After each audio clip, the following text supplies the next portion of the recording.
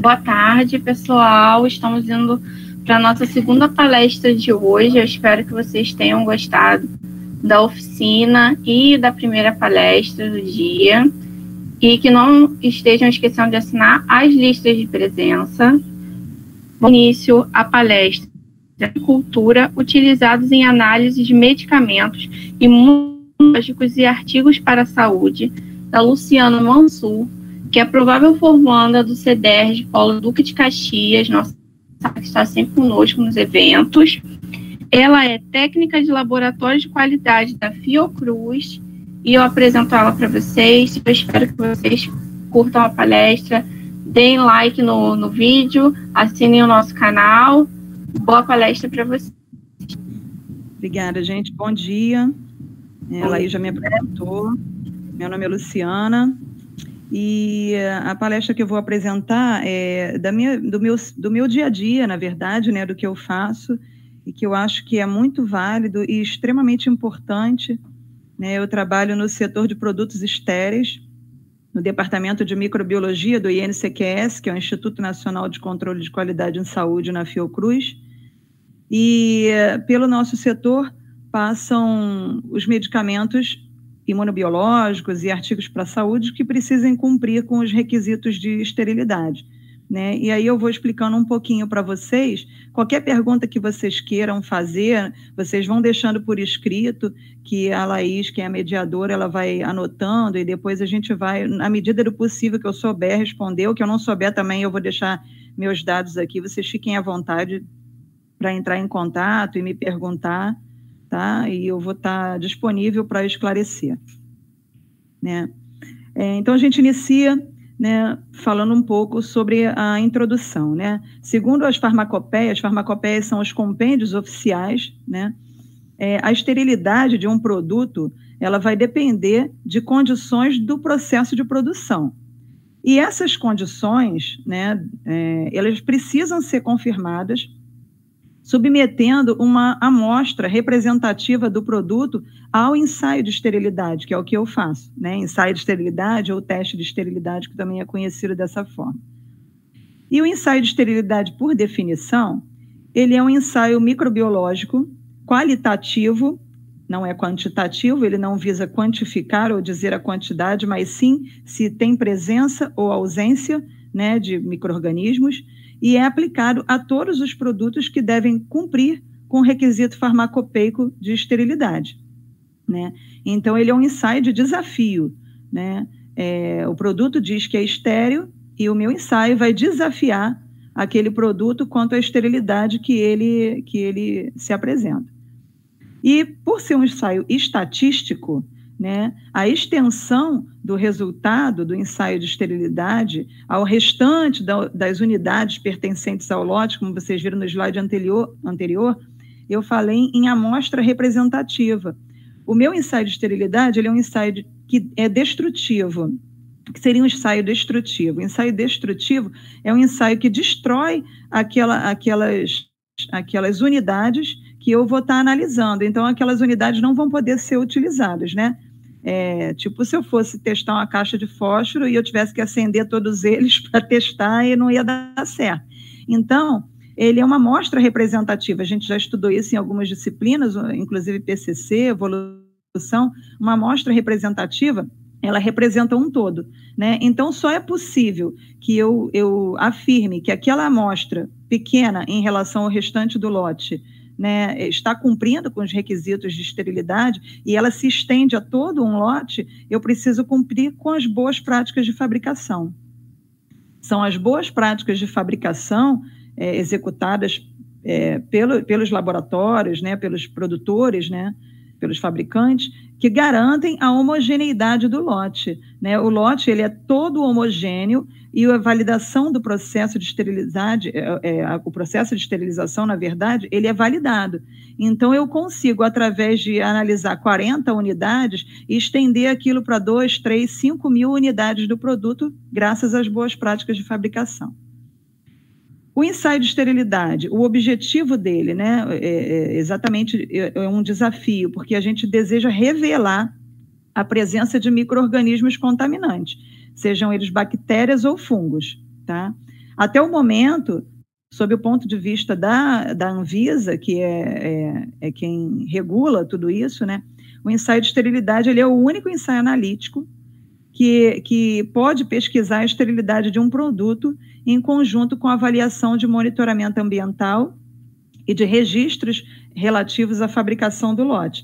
Então, nós temos a análise de protocolo, né, a análise dos processos da amostra, o monitoramento ambiental, que ele é feito de duas formas, passivo e ativo, né? Quando a gente tinha uma área limpa e controlada, uma sala limpa e controlada, o monitoramento ambiental, que é o monitoramento do ambiente, era feito por exposições de placas de meio de cultura, de agar, em pontos estratégicos, com meio de culturas que ele me permitia o crescimento tanto de bactérias quanto de fungos de uma gama gigantesca, né? Então, aquele ambiente era monitorado, né? Eu não posso dizer que é o controle ambiental, porque eu não estou controlando, eu estou monitorando.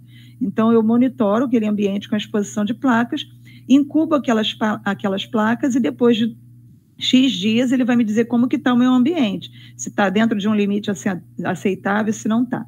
Nesse momento, a gente não trabalha mais com sala limpa e controlada, nós trabalhamos com sistema isolador, tá? Que é um sistema completamente isolado, que ele permite, ele é totalmente fechado hermeticamente, é tudo esterilizado lá dentro, e mesmo dessa forma, mesmo assim, nós continuamos fazendo o monitoramento ambiental, que se dá tanto na forma passiva, com a exposição de placas durante o teste de esterilidade, quanto da forma ativa, em que são colocadas placas em 2 momentos do ensaio, num amostrador de ar, que ele coleta, acho que 10 mil litros de ar, se não me engano, em 10 minutos, ou 1.000 litros de ar em 10 minutos, e a gente faz isso em 2 momentos, ele suga o ar do ambiente e joga para dentro da placa, né? E isso vai me dizer também, né? Por quê? Porque eu preciso de passar a confiabilidade do meu resultado, se houver algum contaminante no ambiente, e possivelmente pode contaminar a minha amostra, e eu quero revelar exatamente se aquela amostra é estéril ou não. Então, se há algum risco de contaminação da amostra, eu preciso estar controlando isso, eu preciso ter garantia total de que, se houver uma contaminação, é do meu produto. Aí eu vou passar para vocês um breve histórico, né, de como que começou, né, toda a implementação até chegar hoje em dia, né, que são os compêndios mais atuais. A primeira edição da Farmacopeia Brasileira ela foi publicada em 1929. Em 1932, foi implementado, né, foi adicionado o caldo peptonado, visando os micro-organismos aeróbios.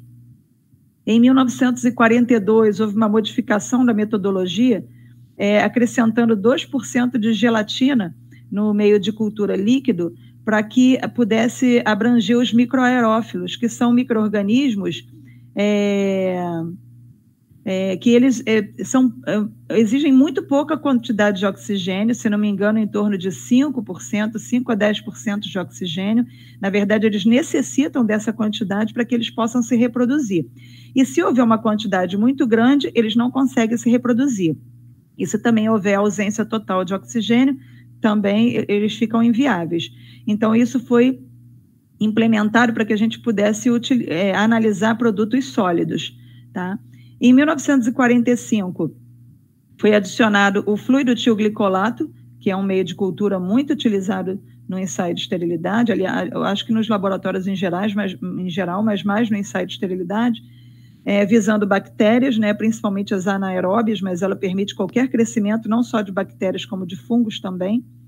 Em 1959, é que foi publicada a segunda edição da Farmacopeia Brasileira. Repara que levou 30 anos para que houvesse uma nova publicação da nossa farmacopeia aqui, e a USP, que é a Farmacopeia Americana, já estava na sua 15ª edição. Então, a gente é um pouquinho atrasado ainda aí. Em 1970, foi adicionado caldo caseína, visando os fungos, mas é um caldo extremamente rico, que possibilita o crescimento tanto de fungos quanto de bactérias, amplamente usado nos laboratórios de microbiologia em geral. Em 1976, foi publicada a 3ª edição da Farmacopeia, a USP já era 19. Em 88, a 4ª edição da Farmacopeia veio trazendo novos cuidados que foram incorporados na questão de procedimentos. Em 2009, houve uma consulta pública de número 50, né, que é para atualizar métodos gerais, já se preparando para a próxima atualização, uma nova edição, né, que foi em 2010. Essa edição foi muito importante porque ela veio trazendo a inclusão e a substituição de alguns micro-organismos que a gente costuma utilizar, né, para testar os nossos meios de cultura, ver a viabilidade dos nossos meios de cultura, né, e ela veio preconizando que a concentração do meu inóculo, ou no caso do que eu inoculo no meu meio de cultura para testá-lo, fosse até 100 UFC por ml, 100 unidades formadoras de colônia por ml. Né? E em 2019, agora bem recente, ano passado, em agosto, foi publicada a 6ª edição da Farmacopeia Brasileira. O ensaio de esterilidade em si, tá? A gente consegue observar que desde 1932, quando o caldo peptonado foi adicionado, muitos nutrientes e meios de cultura foram sempre adotados procurando abranger uma quantidade nutricional melhor, né, visando uma gama muito maior de contaminantes. Né? Se eu tenho a intenção de que cresçam micro-organismos ali, né, saber se existe algum tipo de micro-organismo naquele produto que precisa ser estéril, porque vai ser injetado nos pacientes e tal, eu preciso abranger uma quantidade maior possível de contaminantes. Meus meios de cultura precisam ser viáveis para isso, né? Mesmo uma quantidade muito pequena, como eu comentei, até 100 UFC, que é uma quantidade muito pequena, né? Então, assim, o ensaio de esterilidade, ele é aplicado, eu não comentei isso no início, mas vou explicar agora, a todos o Programa Nacional de Imunização, que é possibilitado pelo governo federal, que inclui todas as campanhas de vacinação, né? Os meus imunobiológicos, que fazem parte do título da minha palestra, eles compreendem vacinas e soros hiperimunes, né? Quando a gente fala de imunização, vou só fazer um adendo rapidinho aqui, porque existem muitas dúvidas a respeito disso, né? A imunização é o processo de tornar imune, né, o indivíduo que vai receber o imunizante. E a imunização ela pode acontecer de duas formas, a ativa e a passiva. E a ativa e a passiva, tanto nas duas formas, elas podem acontecer de forma natural ou de forma artificial. Na ativa, né, como a gente fala em ativo, uma atividade, ela exerce uma função, né, exerce uma ação, né, e essa ação ela é exercida em cima do nosso sistema imunológico, né, qual é a intenção? Produção de anticorpos.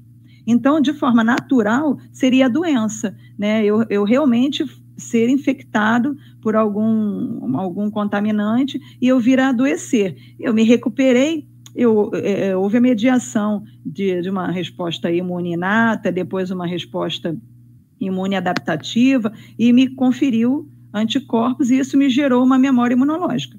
E a forma artificial seria através da vacina, né, que eu tenho ali antígenos, né, ou mortos, ou pedaços de antígenos, ou eles inteiros, vivos e atenuados, né? Eles não têm a capacidade de provocar doença, mas eles provocam uma infecção e o reconhecimento. O reconhecimento é muito importante no sistema imunológico, porque ele vai proporcionar também as células de memória e a longa duração, só que de forma artificial, sem que você precise adoecer para passar por isso, né?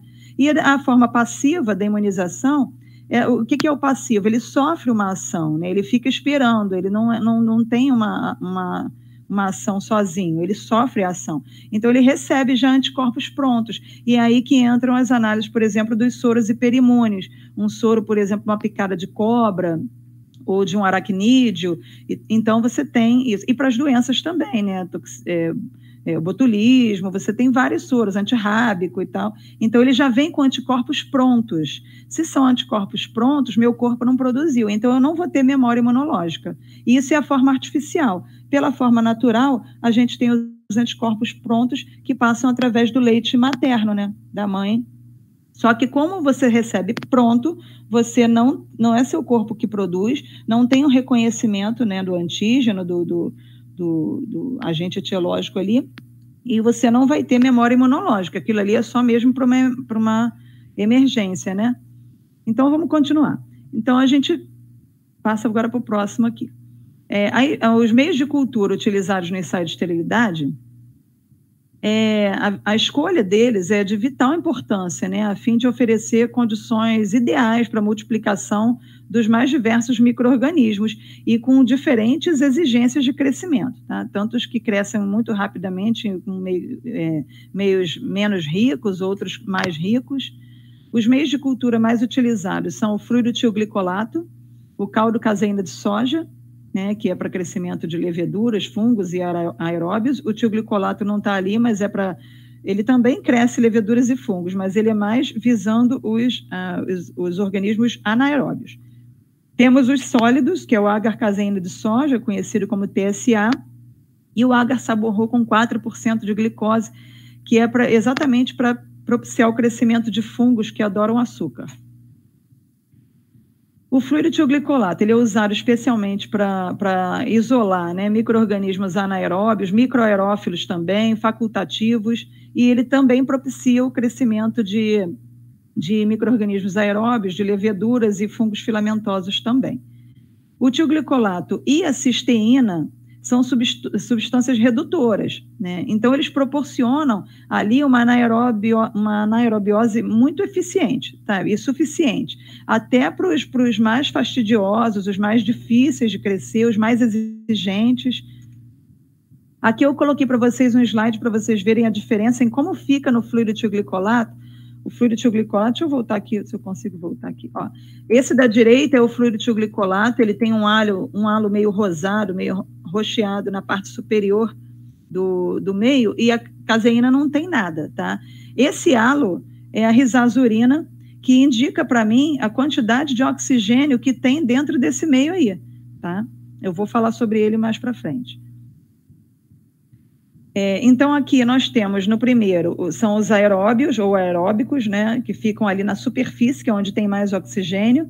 O segundo, eles estão lá embaixo, o crescimento deles, que é onde não tem oxigênio. Você vê que o halo está lá em cima, e o halo me diz onde tem oxigênio no meu meio. Temos os facultativos, né, que são anaeróbios facultativos. Na verdade, eles são aeróbios, mas no momento que não tem oxigênio, eles podem fazer anaerobiose, né?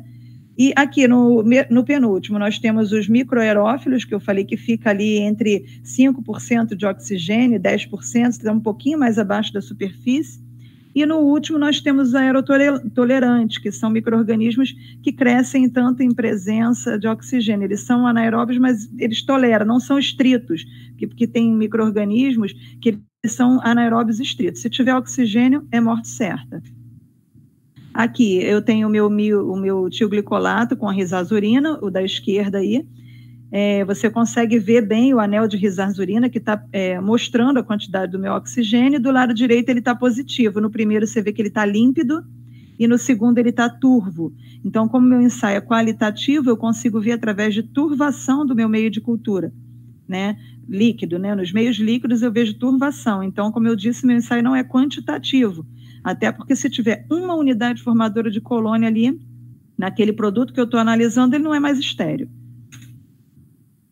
O agar, ele proporciona uma viscosidade, né? Ele tem um pouquinho de agar na formulação do fluidotioglicolato, diferente do caldo caseína, e ele proporciona essa viscosidade. Essa viscosidade é que vai fazer um impedimento do oxigênio dentro do meu meio de cultura. Então, ele vai segurar um pouco isso e não vai permitir que o oxigênio penetre até o fundo do meio de cultura. Então, por isso que a gente consegue ter esse crescimento de anaeróbicos também.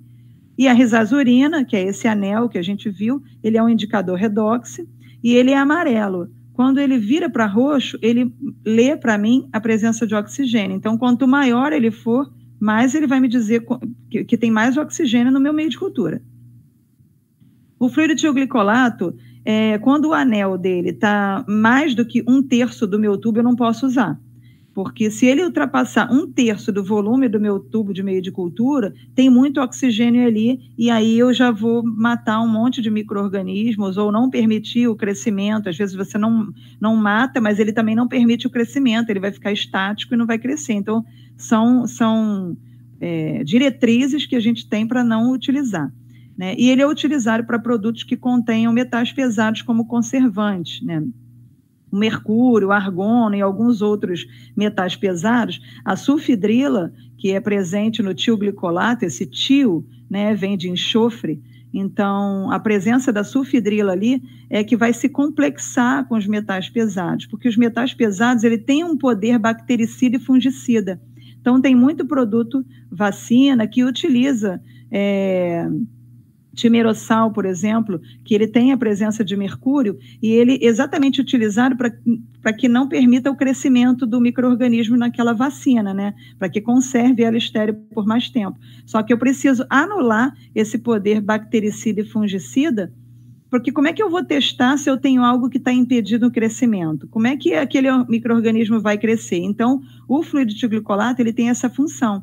Eu utilizo ele para analisar produtos além do uso normal, que a gente usa uma caseína e um tioglicolato para cada amostra, as amostras que têm metais pesados, eu não utilizo a caseína, eu utilizo o tioglicolato em duplicata. Tá? E aí eu vou ter certeza de que eu vou estar anulando aquele poder bactericida ou fungicida do meu metal pesado que está ali presente. O fluido tioglicolato com 1% de penicilinase é uma variação do fluido tioglicolato normal, e ele é empregado para quando eu vou analisar produtos que contêm penicilina, ou até a própria penicilina, que também é um medicamento, né, estéril.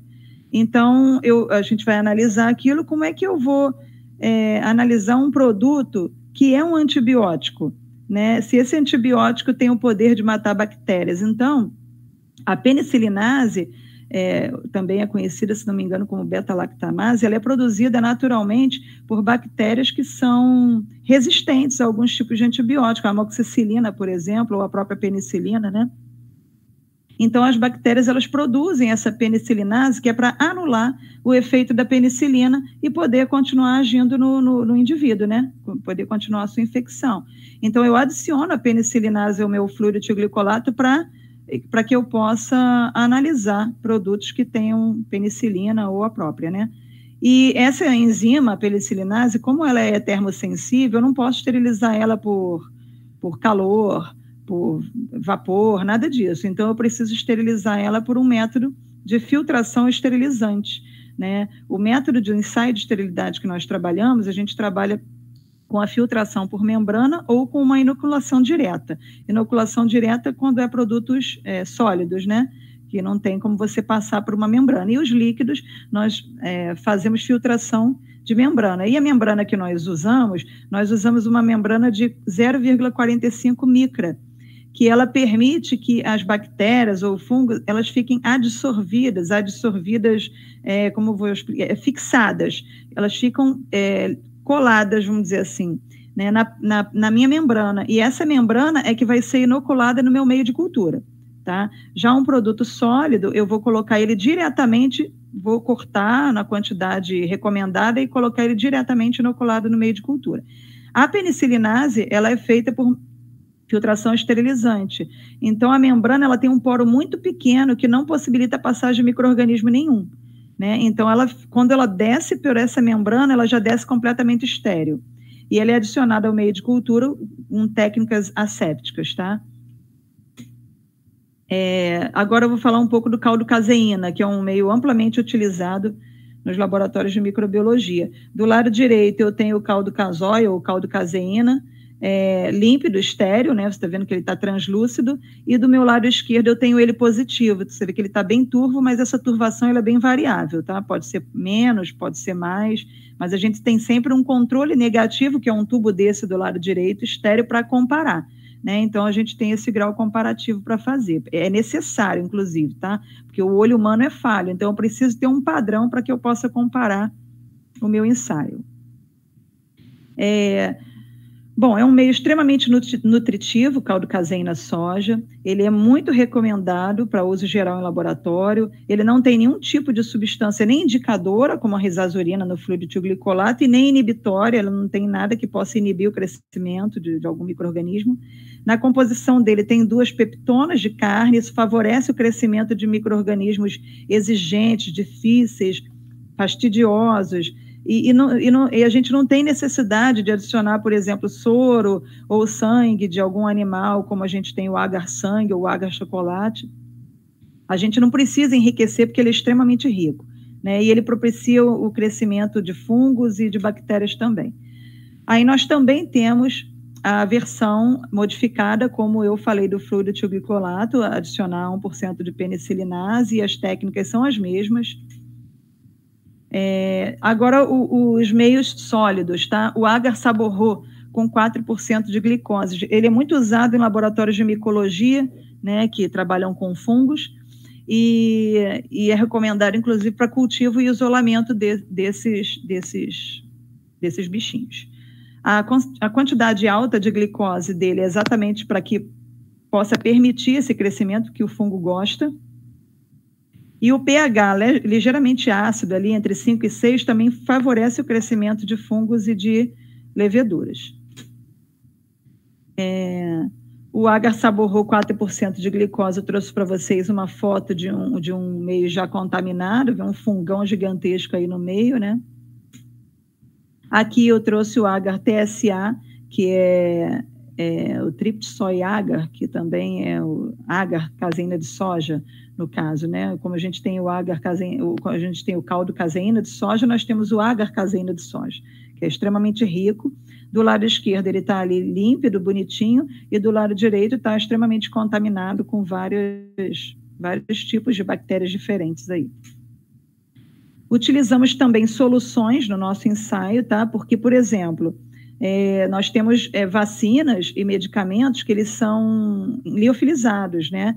É aquele pozinho que fica no fundo do frasco. Como é que eu vou analisar aquele pozinho se o meu método ele é de filtração por membrana? Né? Então, eu tenho o fluido 1, que é o que eu mais utilizo, né? Que eu vou ressuspender ou diluir, né? Eu vou pegar um pouquinho do meu fluido 1 estéreo e vou colocar no meu frasquinho de vacina, vou ressuspender aquilo para poder ir filtrando na minha membrana. O fluido 2, a gente também utiliza bastante, mas não para medicamentos, e a gente utiliza muito para bolsas de sangue, que a gente analisa, bolsas secas, né? Porque nós temos a bolsa que vem com anticoagulante e temos as bolsas secas, né? Então, a gente utiliza o polissorbato 80 adicionado ao fluido 1, porque é o polissorbato que vai meio que agir como se fosse meio que um detergente ali, ele vai rinçar, ajudar a rinçar, né? E se tiver algum contaminante ali grudadinho, escondido dentro daquela bolsa seca, ele vai possibilitar rinçar. E aí, com esse líquido que eu passei ali pela minha bolsa, eu filtro também na minha membrana. E o fluido 3, a gente utiliza muito pouco, né? Isso aí é para realmente quando você já tem uma determinada suspeita que um medicamento, por exemplo, está contaminado e aquele micro-organismo pode estar muito estressado, pode estar já muito debilitado, então esse fluido 3 vai dar uma recuperada nele, vai dar uma sacudida antes dele ir para o meio de cultura, né, para que ele possa estar mais vivo para crescer no meio de cultura. Os controles, né, são extremamente importantes, que eu faço os controles dos meus meios de cultura, como eu comentei no início, são a esterilidade dos meus meios de cultura e a promoção de crescimento, né? A esterilidade, ela precisa garantir, né, que o meu meio de cultura ele realmente está estéril, porque eu garantindo que ele está estéril, eu posso dizer, se houver uma contaminação nele, que meu contaminante veio do produto que foi analisado naquele meio, né? Eu tenho que garantir que o meu meio realmente esteja estéril. Imagina eu estar analisando a esterilidade de um produto e quem está contaminando é o meu meio e o produto está ok, vai me dar um falso positivo. E a promoção de crescimento também, ou viabilidade dos meios de cultura, não sei se vocês conhecem.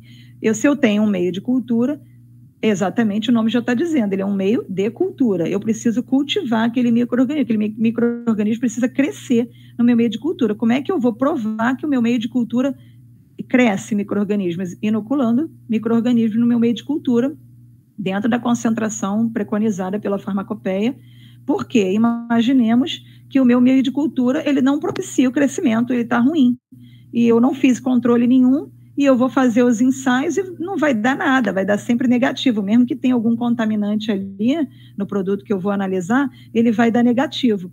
Então, isso vai me gerar o quê? Um falso negativo. Então, são controles extremamente importantes que eu não posso deixar de fazer nos meios de cultura do meu setor. Eles devem ser feitos a cada lote produzido, tá? Por lote, e pode ser feito, a farmacopeia permite que seja feito anteriormente ou em paralelo ao ensaio do meu produto. Na verdade, ao ensaio, a primeira vez que eu for ensaiar algum produto usando aquele lote, tá?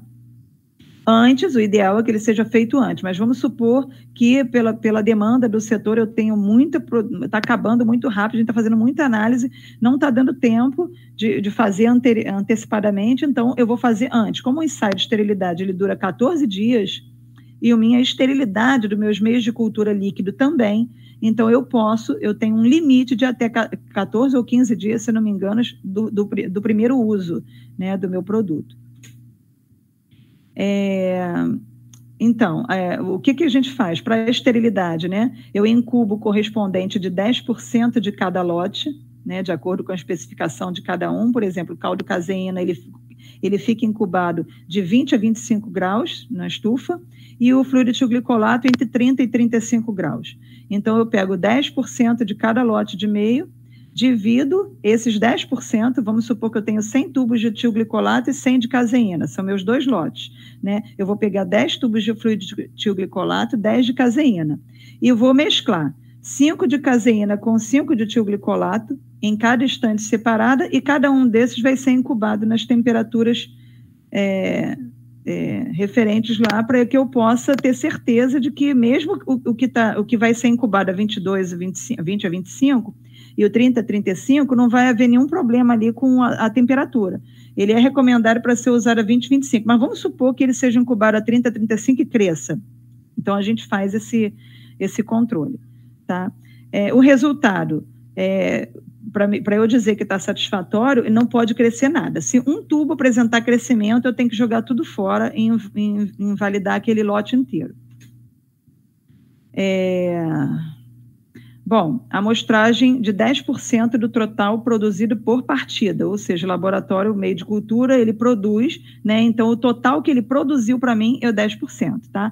O ensaio de esterilidade pelo método de filtração por membrana, isso dos meus fluidos, por exemplo, da minha água peptonada que eu vou utilizar, tá? Eu tenho que analisar também aquele fluido, aquela água peptonada que eu vou estar ressuspendendo o meu oleófilo. Esse ensaio de esterilidade desse fluido vai ser feito em cada análise, tá? Que eu utilizar essa solução. Não é como os meios de cultura que vai ficar incubado, não. Cada análise que eu for utilizar, porque é muito crítico, como ela vai estar em contato direto com o meu produto, né? Então, eu preciso garantir que ela vai estar estéril. Se, por exemplo, eu usei numa análise que eu ensaiei 15 produtos, 4 eram liófilos e eu utilizei a minha água peptonada ali, para meu fluido 1, para fazer a análise. E eu faço o controle dela também sozinha, né? Se os 4 produtos contaminarem e a minha água peptonada contaminar também, eu sei que quem contaminou foi a minha água peptonada. Então, eu posso invalidar aquele ensaio e fazer um novo teste com um lote diferente de água peptonada, tá? Então, eu preciso tirar qualquer possibilidade de que o resultado do meu produto seja errado, né? Então, depois de 14 dias, a gente tem o resultado da esterilidade do lote recebido. Já a esterilidade dos agar, né, das placas de agar, do TSA e do Saborô, eles são incubados 100%, né, entre 22 e 22,5 mais ou menos 2,5, que é de 20 a 25. E o de 30 a 35 também. São incubados por 48 horas e depois a gente troca para a estufa de 30 a 35 por mais 48 horas. E o resultado esperado é que não tenha crescimento. Mas se tiver, eu vou tirar somente as placas que cresceram, né? Logicamente que a gente tem que ter um filtro para isso. Se crescer metade do lote que foi incubado, alguma coisa foi errada na produção, né? No invase, alguma coisa aconteceu errada ali. Então, a gente vai invalidar tudo, mas o olho precisa, né, a gente precisa estar ciente disso, né, de que, um lote de 100 contaminou 2 ou 3 placas, eu retiro essas que contaminaram e eu posso seguramente usar, isso também é preconizado na farmacopeia, tá? No fluido etilglicolato, nós temos 3 micro-organismos que preconizados no nosso compêndio oficial, que é o Clostridium sporógenes, que é um anaeróbio estrito, a Pseudomonas aeruginosa e Staphylococcus aureus. Esse ATCC são cepas certificadas, elas têm certificado de que o micro-organismo é exatamente esse, tá? Que não tem nenhum risco de ser um outro micro-organismo, por isso que tem que ser cepas certificadas, e eles vão ser incubados nessas temperaturas aí, no meio fluido tioglicolato, não menos do que 3 dias, no mínimo de 3 dias, e elas precisam apresentar crescimento microbiano, porque eu vou estar verificando a capacidade de crescimento do meu meio de cultura, no meu teste de viabilidade do meio ou de promoção de crescimento. Para o caldo caseína de soja, eu tenho outros 3 micro-organismos, que é o Aspergillus brasiliensis, que é um fungo filamentoso, a Candida albicans, que é um fungo também, mas é uma levedura, e o Bacillus subtilis, que é um micro-organismo que esporula, né? Então, ele pode vir esporular se encontrar alguma dificuldade para ele. Então, também temos aí as temperaturas que a gente vai incubar, né? E quando são fungos, não mais do que 5 dias, né? Como o Bacillus é uma bactéria, eu posso fazer o mesmo procedimento dos outros, que é não mais do que 3 dias, e precisa apresentar crescimento microbiano, né? A verificação da capacidade de crescimento dos meus ágares, tanto da caseína, eu vou utilizar o Staphylococcus aureus e incubar de 30 a 35, e no meu agar saborro, que é para ver fungos, eu vou utilizar a levedura Candida albicans entre 20 e 25, incubando por 7 dias, tá? Aí é 7 mesmo, não é não mais que, nem menos que. Então, e eles precisam também apresentar crescimento. As cepas de referência, por que a gente precisa utilizar cepas de referência? Porque elas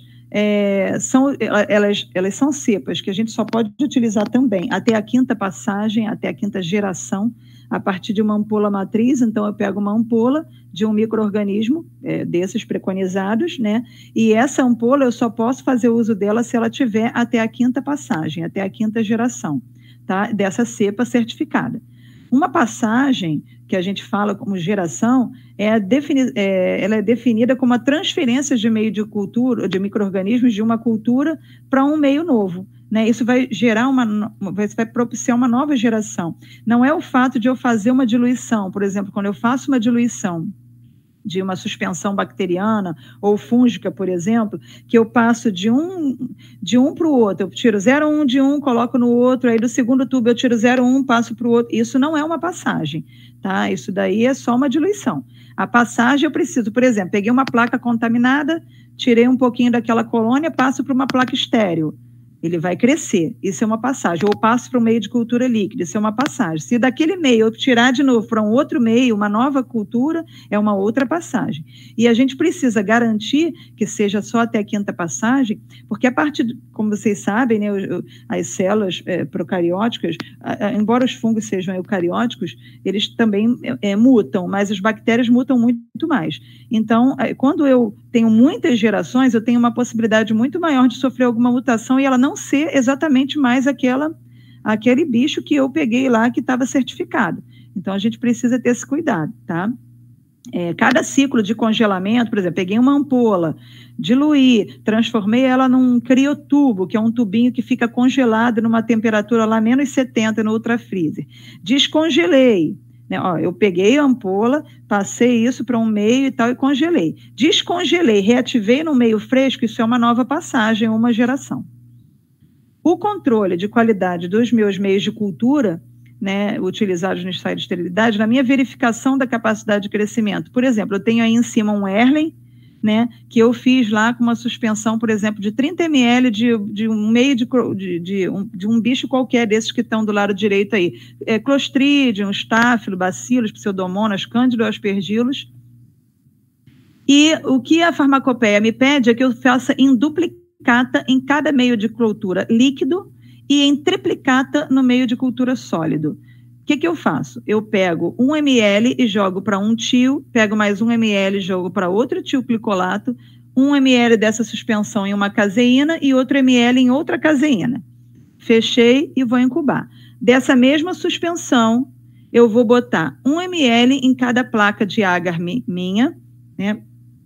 eu primeiro coloco a minha suspensão e depois eu adiciono 19 ml do meu meio de cultura fundido numa temperatura que não vai matar o meu bicho ali, pelo amor de Deus, porque ele precisa crescer. Então, eu vou colocar ali 19 ml, vou fazer um movimento ali em 8, umas 4, 5 vezes, para que eu tenha, que eu garanta que aquela suspensão se homogeneizou bem dentro daquele meio, e incubo por, sei lá, 3 ou 5 dias, dependendo se for por bactéria ou fungo. O que isso vai me dizer? Nos meus meios de cultura líquido, ele vai me dizer que cresceu, tá ótimo, show de bola. Nos meus meios de cultura em agar, eu vou poder garantir que eu tenho até 100 UFC, que foi o que preconizou a minha farmacopeia. Ela não preconizou lá atrás que eu só podia fazer até 100 UFC por 1 ml? Se eu botei 1 ml no meu tioglicolato, 1 ml na minha caseína, 1 ml na minha placa, ele tem que dar menos do que 100 UFC, 100 colônias. O que vai mostrar para mim são as colônias, porque a unidade formadora de colônia é até 100 células. Quando vira uma colônia, já são milhões, né? Mas ela foi gerada a partir de uma só. Então, ela vai ter que ter ali menos do que 100 colônias. Nos ágares, eu faço por média, né? Por exemplo, deu ali em 3 ágares ali, me deu um total de 270. Opa, beleza, 270 dividido por 9, 3 vezes 9, 27, vai dar 90 colônias, tá ótimo, tá dentro do que a farmacopeia pediu. Agora, deu 301, já era, não tem jeito, tá? Eu inviabilizo o meu lote e vou partir para outra, vou fazer outra suspensão, eu tenho que fazer uma suspensão dentro dos padrões e dos moldes, tá?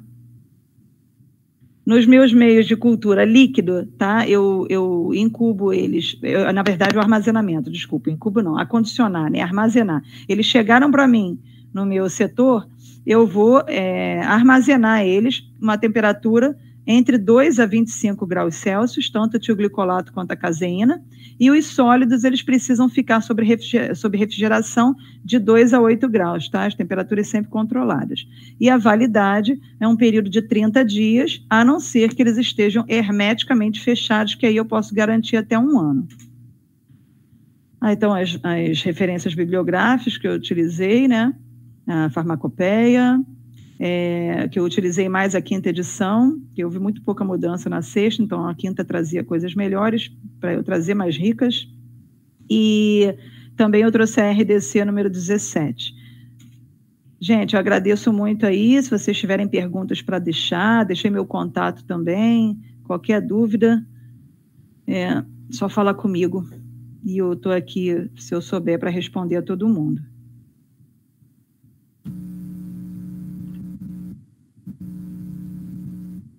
Luciana, muito obrigada pela sua palestra. Todo mundo gostou, elogiando bastante no chat.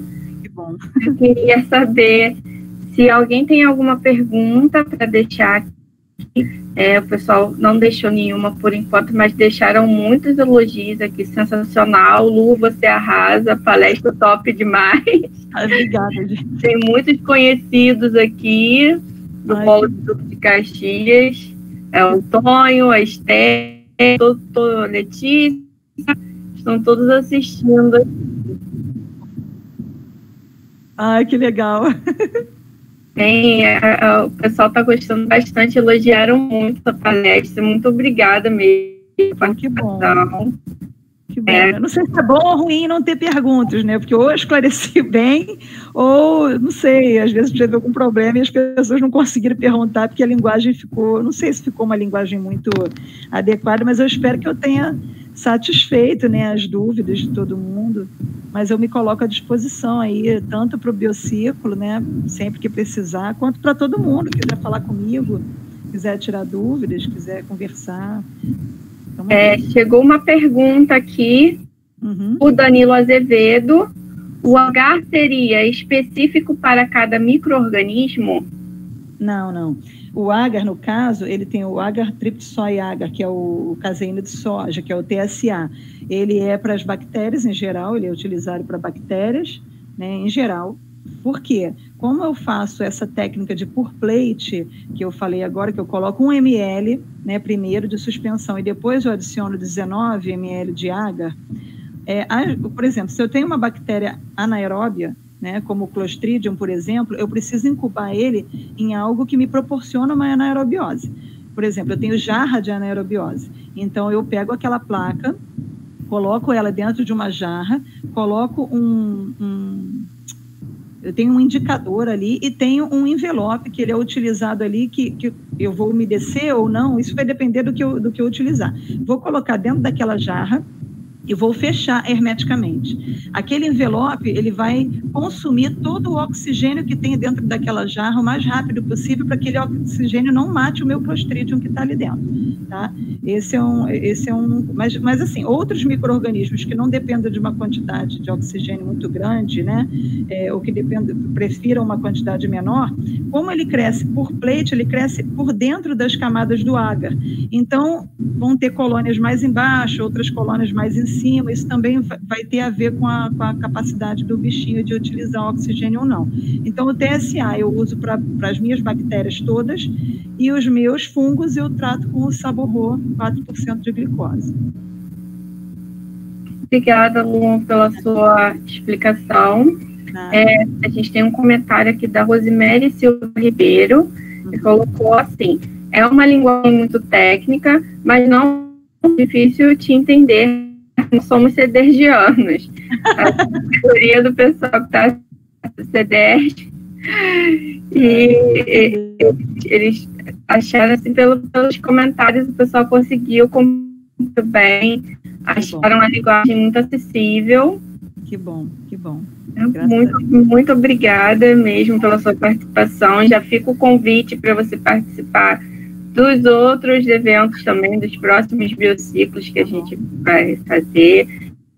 A Luciana, de colaboradora, também é uma das organizadoras do evento, ela sempre está com a gente. E é isso, galera. Eu de passar uns avisos para vocês para a próxima palestra. A aplicação da morfometria para biologia começa às 2h da tarde. Nós vamos fazer um intervalo de meio-dia às 2h. Às 3h nós temos um mini escrita científica, e o encerramento do evento é às 5h da tarde. Tá ok? Não esqueçam de assinar a lista de presença. Luciana, quer se despedir? Sim, gente, agradeço muito mesmo, agradeço vocês também a oportunidade, e agradeço a atenção de todo mundo, tá? E estou aí, me coloco à disposição. Vamos juntos, gente. Força, fé e foco. Obrigada, pessoal. Obrigada a todos que assistiram. Um bom almoço para vocês. 2h estamos de volta, tá? Um beijo, até a próxima palestra.